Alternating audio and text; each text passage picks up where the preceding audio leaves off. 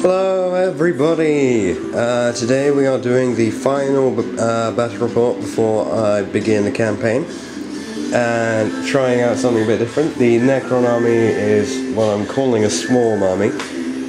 Basically it has a total of 60 warriors and squads of 20, 10 immortals. We've got some lords, overlord, cryptek and scarabs, and then I've even chucked in some praetorians just to fill up the points.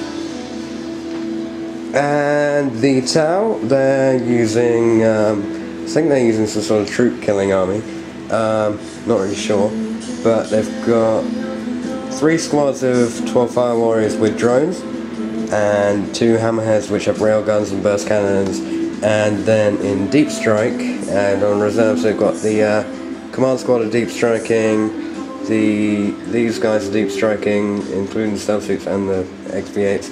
And then we've got a load of crew who are all deep striking as well.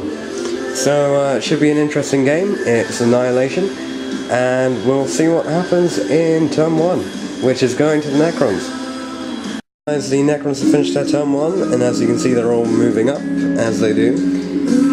Somehow my Praetorians managed not to get hurt at all, unlike last time when I lost 2 of them by jumping into the building. And the Harbinger of Destruction over there fired his Eldritch Lance, but it did nothing. So we'll see what happens in the Tau turn 1. Okay guys, that's the end of the Tau turn 1, still on 0-0. As you can see, they're all basically in the same places. These guys moved up to take advantage of the cover, which they're probably not going to need anyway. But basically, they didn't shoot.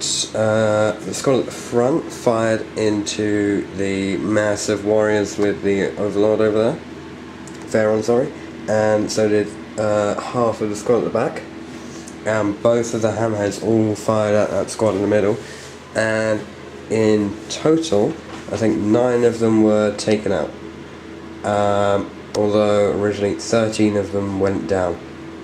So 4 of them managed to get back up because he has a resurrection orb. Not quite half, but it'll do. And that's all that's happened so far. Still got a load of Tau stuff to come on, but that won't come on until later turns. So we'll see what happens in the Necron's second turn. Right, we're back at the end of the Necron turn 2.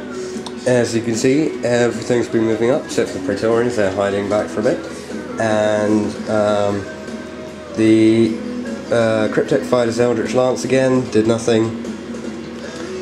And I think the Immortals fired their Tesla Carbines and they killed 1 Fire Warrior. That was a bit of a fail. The Scarabs then entered the assault with some Fire Warriors here and managed to knock down 7 of them and a drone, so they did pretty well, but they also took a couple of wounds.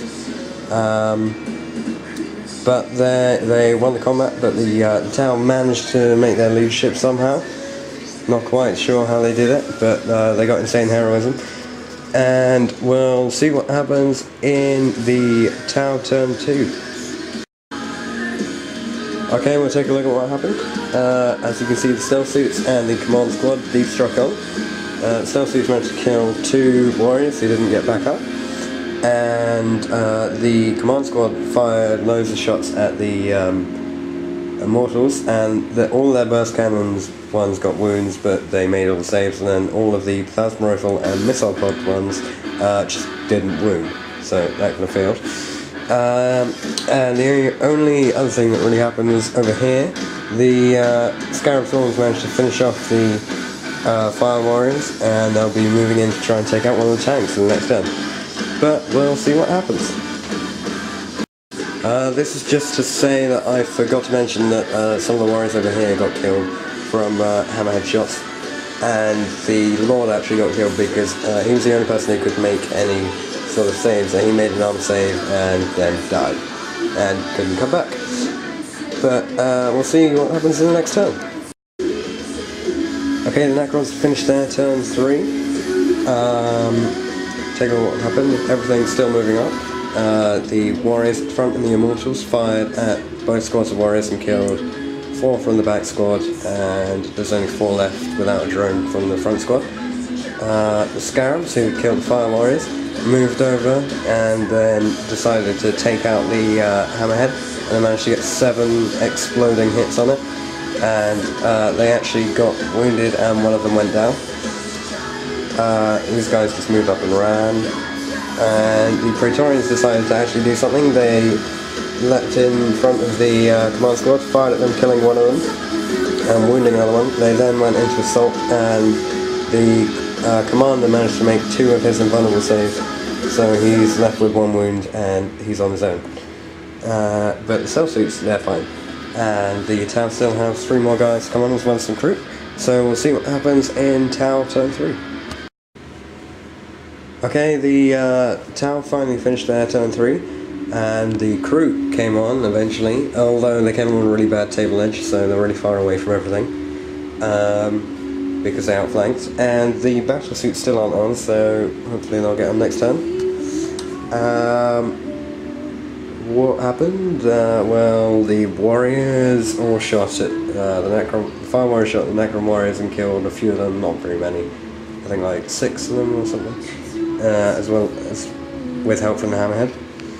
And they don't have anything else that can do anything really, so the crew ran up a bit, and these guys fired at the warriors and killed none of them. So they made their jetpack move to try and stay away from the Praetorians, who managed to finish off the commander. And we'll see what happens in turn 4. Okay guys, we're into turn 4 now, and Necrons have just made their move, and they're now up 6-0 in kill points. The Praetorians and the Warriors all decided to move in towards the stealth suits, and the Praetorians didn't even get close because the Warriors just fired volleys and shots at them and killed them. Scarabs assaulted the second Hammerhead, wrecked it, so that's another one there. All of these warriors fired at the Fire Warriors. The second squad was reduced to 1 warrior, the first squad was reduced to 1 warrior, and then the Pharaoh decided to assault the first squad and finish him off, and he's going to attack the second one in the next turn. And then the Immortals, seeing an easy kill point, decided to turn around, and they started going for the creep over there, and I think they've already killed about 4 of them with their Tesla carbines. But the main part of the Tau army, which is 3 batsuits specifically designed to take out troops, still haven't arrived, so they're going to have to come on, hopefully in the next turn, if not turn 5, but we'll see what happens. Okay, the Tau have finished their turn 4, the suits finally came, batsuits finally came on, and they used their flamers and their burst cannons to take out all of the warriors over there apart from the Lord, with the help of that Fire Warrior. So the Lord's left, which means that they do get the kill point, but the Lord's still there. And apparently an Overlord cannot bring back a unit because he's a character, blah blah blah. The crew moved up a bit, and the Tau have nothing left, so that's it. We'll see what the Necrons do in turn 5.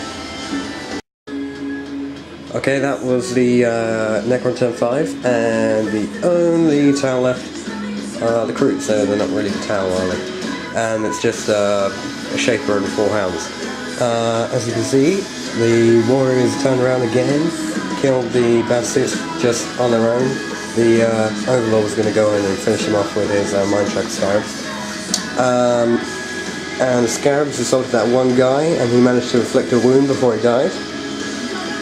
And the Immortals fired their Tesla carbines and killed a bunch of crew. So we'll just see how long these crew can last. Alright guys, we finished the game on turn 5 because the crew died, so the Tau have nothing left. Basically they ran in here, well not really, they moved in here, they assaulted the Immortals, who were living up to their namesake and haven't taken a single wound in the game. And the Immortals then managed to killed 2 crew hounds, and the crew failed their leadership and ran off this table edge. So it was an interesting game, very different from the last one. It looks like I might use this one of the Swarm Army a lot more, because so many of them survived. Admittedly 20 warriors did die, but 40 of them pretty much survived, and all the files directed them, so it's pretty good. Thanks for watching this video. If you have any comments, just leave them below in the comment section, and I'll see you guys at the next battle report.